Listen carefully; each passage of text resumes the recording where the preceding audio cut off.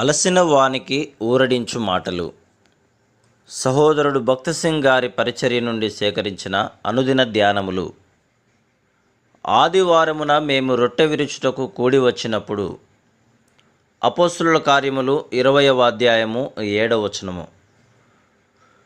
ప్రతి ప్రభుదినమున ఆరంభకాలపు విశ్వాసులు రొట్టె విరుచుటకు క్రమముగా కూడి వచ్చుచుండిరి.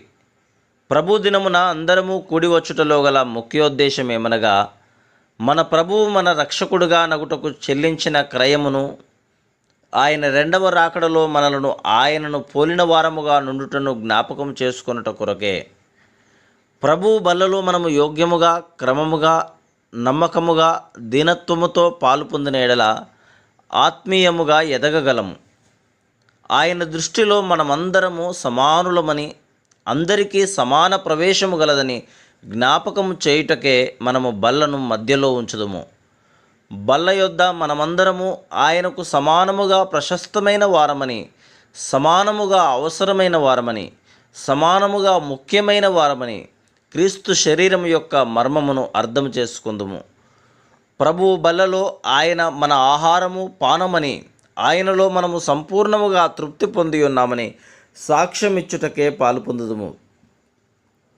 అందుకు యేసు వారితో ఇట్లనెను, జీవాహారము నేనే, నా యుద్ధకు వచ్చువాడు ఏమాత్రమును ఆకలిగొనడు, నా యందు విశ్వాసముంచువాడు ఎప్పుడునూ దప్పిగొనడు. యోహాను సువార్త 6వ అధ్యాయము 35వ వచనం. యోగ్యముగా పాలు పొందుట ద్వారా మనము లోక సంబంధమైన కోరికలన్నిటి నుండి, ఆకర్షణలన్నిటి నుండి విడిపించబడుదుము. ప్రభువు బల్లలో యోగ్యముగా పాలు పొందిన ఎడల అన్ని తరగతులకు చెందిన విశ్వాసులతో ఏకత్వమును అనుభవించగలం. అందుచేతనే స్త్రీ పురుషులు ఆరాధనలో, బల్లలో సమానముగా పాలు పొందుటకు యేసుక్రీస్తు ప్రభువు నామమున ఆహ్వానించబడుదురు. తిరిగి జన్మించిన వారు, పాపక్షమాపణ పొందిన వారు, యేసుక్రీస్తు ప్రభువులో నిజమైన సమాధానమును కనుగొనిన వారు, ఆయన రాకడ కొరకు ఎదురుచూచువారు బల్లలో పాలు పొందవచ్చును. కానీ వారు పరిశుద్ధమైన చేతులతో, మంచి మనస్సాక్షితో, పవిత్ర హృదయముతో పాలు పొందవలను.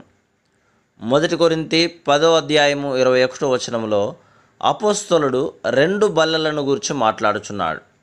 ప్రభువు బల్ల, సాతాను బల్ల.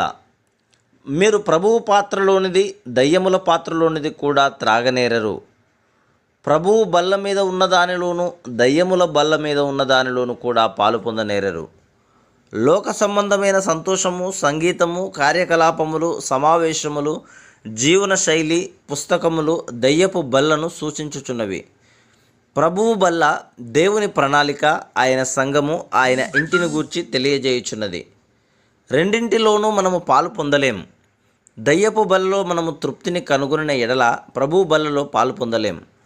ప్రపంచమంతటిలో అనేక మంది విశ్వాసులు సినిమాలు, నాట్యములు, లోక సంబంధమైన పుస్తకములు, టీవీ, విందులు, సంగీతములు మున్నగు దయ్యపు బల్ల సంబంధమైన వాటి కొరకు ఆకలి కలిగి ఉన్నారు. నీవు ఆ స్థితిలో ఉన్న ఎడల ప్రభువు బల్లలో పాలు పొందలేవు. నా ప్రభువే నా సంతృప్తి, నాకు ఏ కోరికలు లేవు అని నీవు చెప్పగలిగి ఉండవలను. ప్రభువు బల్లలో పాలు పొందుట ద్వారా నా ప్రభువే నా ఆత్మీయ ఆహారము, పానము, విశ్వాసముతో నేను తినుచున్నాను, ఆయనే నా సర్వసంతృప్తి అని చెప్పగలిగిన వారముగా ఉండవలను. నీవు పాపపు తలంపులు, మాటలు, క్రియల వలన అపవిత్రపరచబడిన ఎడల సంగతులు సరిచేసుకొని ప్రభు బలలో పాలు పొందవలను. మోకాళ్ళపై ఉండి, దేవా నన్ను పరిశోధించి నా హృదయమును తెలుసుకొనుము, నన్ను పరీక్షించి నా ఆలోచనలను తెలుసుకొనుము. 139వ కీర్తన 23-24 అని ప్రార్థించవలెను. మనము అయోగ్యముగా పాలు పొందిన ఎడల శిక్షావిధి కలుగుటకై పాలు పొందుచున్నామని లేఖనము చెప్పుచున్నది. కాబట్టి ఎవడు అయోగ్యముగా ప్రభువు యొక్క రొట్టెను తినునో, లేక ఆయన పాత్రలోనిది త్రాగునో, వాడు ప్రభువు యొక్క శరీరమును గూర్చియు రక్తమును గూర్చియు అపరాధి అగును. ప్రభువు శరీరమని వివేచింపక తిని త్రాగువాడు తనకు శిక్షావిధి కలుగుటకై తిని త్రాగుచున్నాడు. 1 కొరింథీ 11:27-29 వచనములు. యోగ్యముగా పాలు పొందుట ద్వారా యేసుక్రీస్తు ప్రభువు యొక్క శక్తి మనలో కార్యసాధకమగుటను రుజువుపరుచుచున్నాము.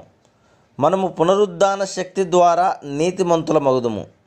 ఆ శక్తి ద్వారానే లోక సంబంధమైన శోధనలను జయించగలము. మన ప్రభువైన యేసు మన అపరాధముల నిమిత్తము అప్పగింపబడి మనము నీతిమంతులముగా తీర్చబడుటకై లేపబడెను. రోమా 4:24-25 వచనములు. మనలను మనము పరీక్షించుకొనిన తర్వాత దీనులముగా కృతజ్ఞతతో, గౌరవముతో, విశ్వాసముతో ప్రభు బలలో పాలిభాగము పొందవలెను.